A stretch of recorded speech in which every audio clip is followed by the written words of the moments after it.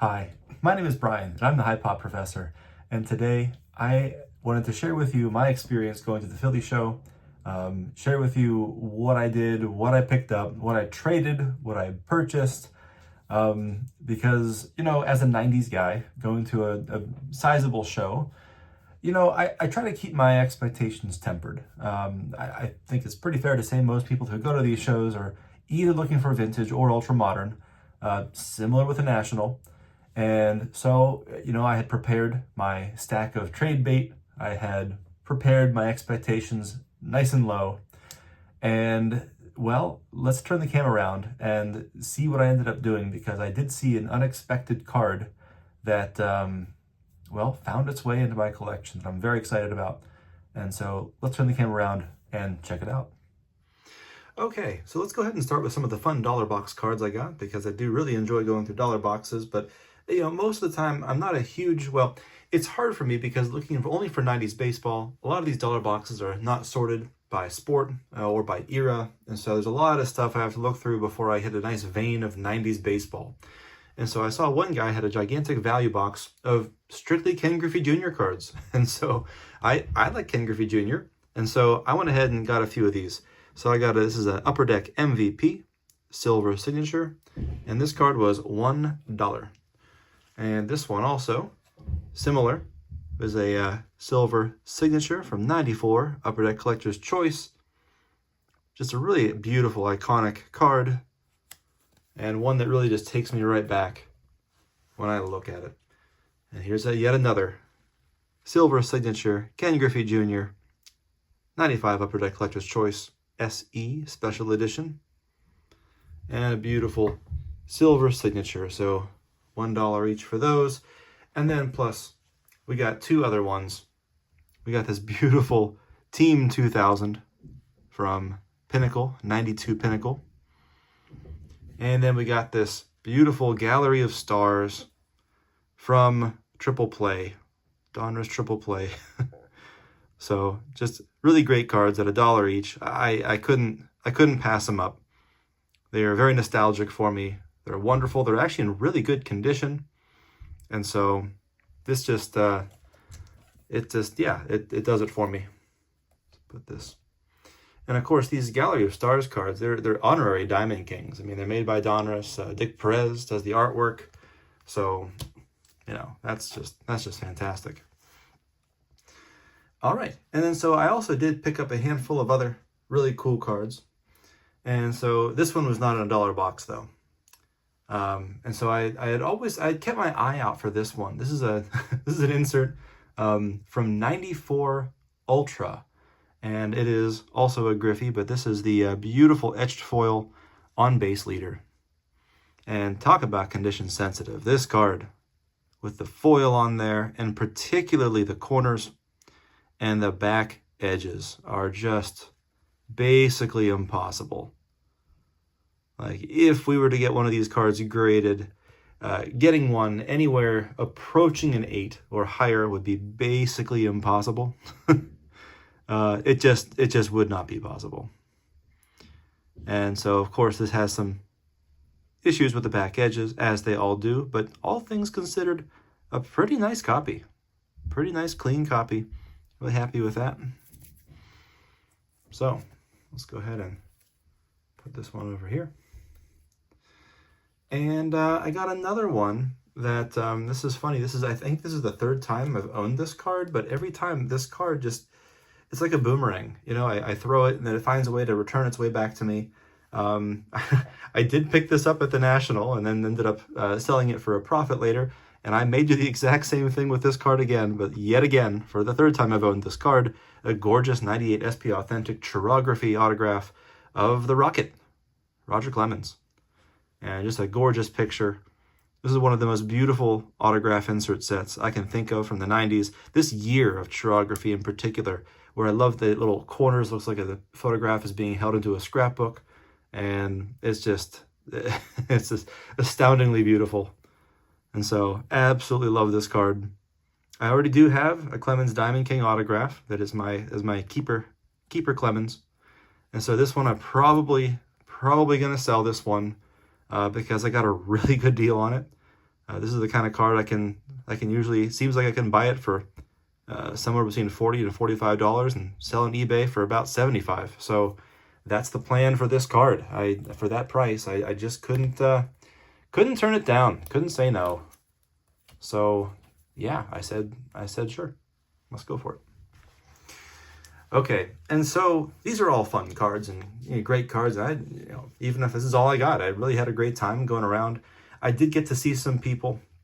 I missed a connection with some. I know I watched a video of some people preparing to go to the Philly show, and it was pretty busy there, and didn't really have a chance. I was only there on Saturday, but I stayed pretty much the whole time, and that's about how long it took me to walk through up and down the aisles and get some things. And as I was walking up and down, well, I did get a few more from some dollar boxes, some value boxes, and so to set the stage a little bit, let's go ahead and sort of give perhaps a theme on this variation. We have a card from 99 Fleer Tradition. This is the Warning Track Collection. It is a parallel. And this is one of those retail parallels. You got one per pack. This is not the exclusive starting 9 parallel that's numbered to 9 copies made in the world. This one is much easier to get. And here's another card from 99 Fleer Traditions. Grass Kickers. Yeah, awesome.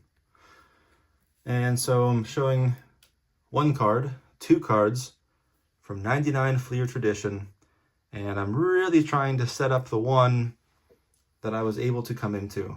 And I saw this card. In fact, funny enough, I saw this card at the last Philly show I went to, and I missed the one in September. So the last Philly show I went to was the one in March, right before I started the YouTube channel. And I saw this card there, but this card kind of blindsided me. And to be honest, I didn't think I was going to see this card again. Turns out, same guy had it. And so I saw the card. And first, let's go ahead and just take a look at what this was, and I'll tell you how I ended up getting into this. This is a 1999 Fleer Tradition Date with Destiny. Greg Maddux. And look at this card. This is, of course, serial numbered out of 100, as we can see on the front.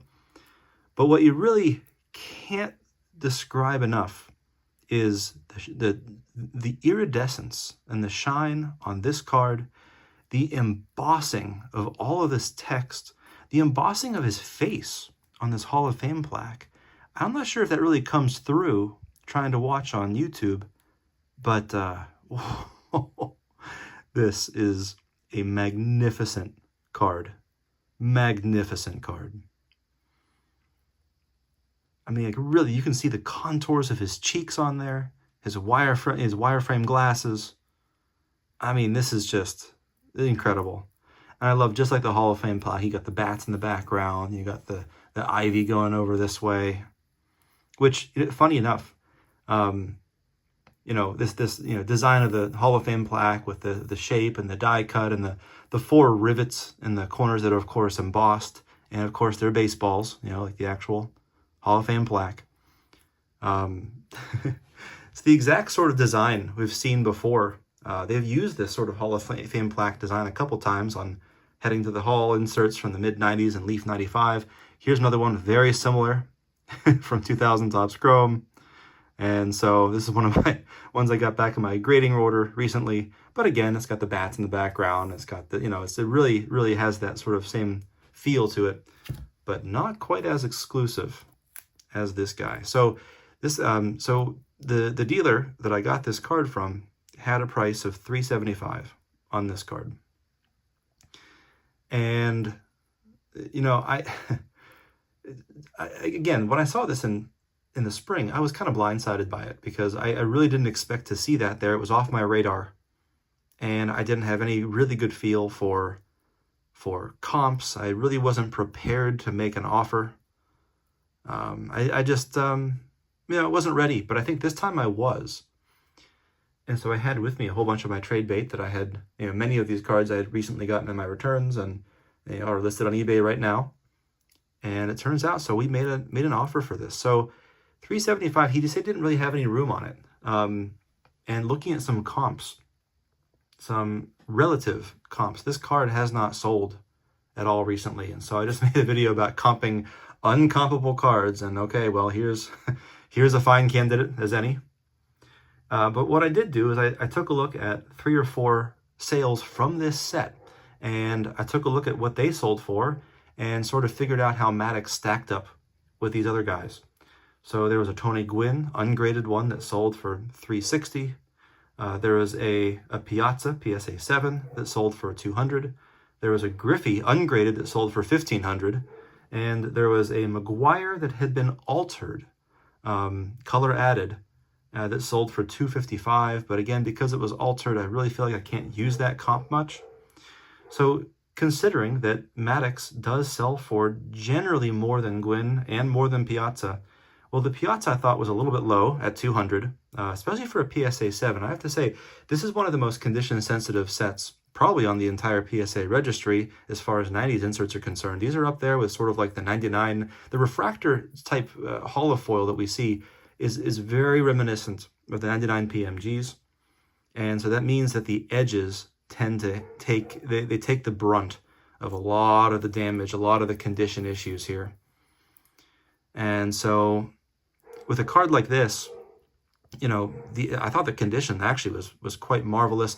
I will say, of the cards that are graded, at least by PSA, the average grade seems to be around a 5 or a 6 for these cards. And so it's not about, I mean, having a high grade is great, but it's more about having the card and a nice presenting copy than necessarily going for like the 8s and 9s and 10s don't even exist. I don't think a single 10 has come out of this set ever, and probably won't at this point. So anyway, looking at these, and especially looking at the sales of the precious metals that we had just, again, come up. Well, all these guys I mentioned, Griffey, McGuire, Gwynn, and Piazza, were all in that set. And so I looked at the percentage value to see that, okay, well, it looked like Tony Gwynn sold for roughly 80% of what the Maddox did in that set. And if we take that $360 sale of the Gwynn in this set and sort of take the reciprocal of it, so instead of 4/5 of the value of the Maddox, this would be 5/4 of the Maddox of the value of the Gwynn in this set. So 5/4 or 1.25 times that $360 sale puts this value at $450, which is again quite high. But then again, Piazza, you know, that finished at the $200. It wasn't an auction. It was a buy it now. And I saw that Piazza generally sold for 70% of what Maddox did, at least in the precious metal set. And so again, I took the reciprocal, took 10/7 times that 200, and so that $200 sale now becomes $285. So basically, we have a point lower than the 375 at 285. We have a point higher at 450. And then the last one, now I hesitate to even use Griffey. Well, I can't use McGuire because that was an altered card, and so we'll just toss that one out. The Griffey that finished at 1,500. Well, you know, again, if we compare what the Maddox sold to the Griffey in the precious metal set, it was 36% of the Griffey's value. And so if we take 36% of the 1,500, that puts this card at 540.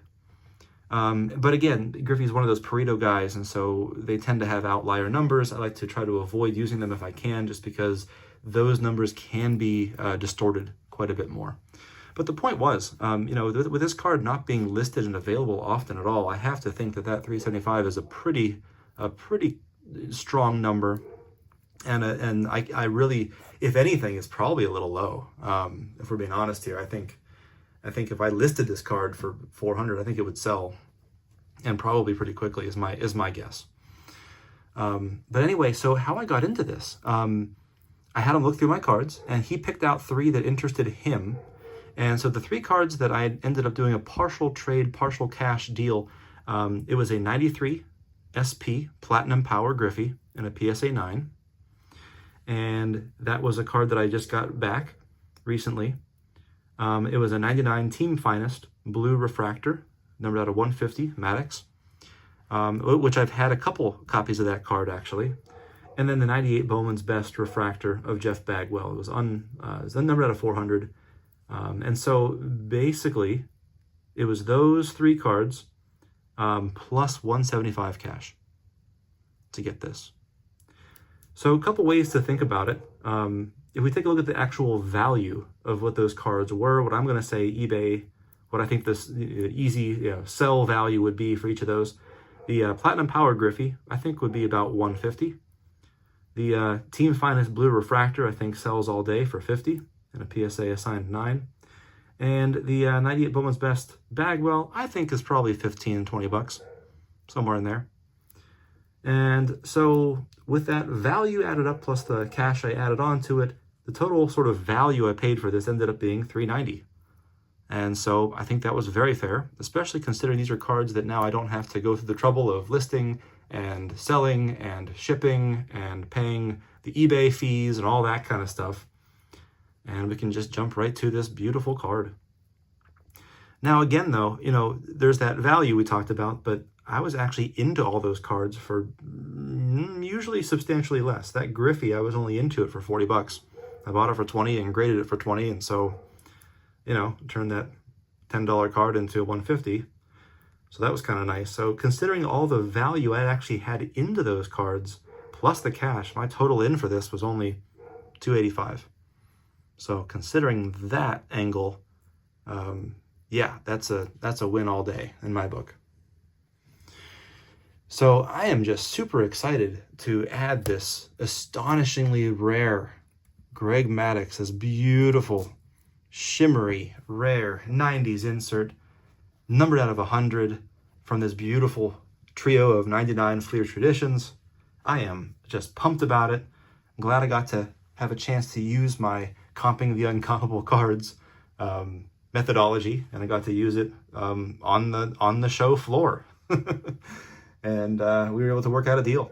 And so super happy about this. Happy to share it with all of you. So thanks for watching.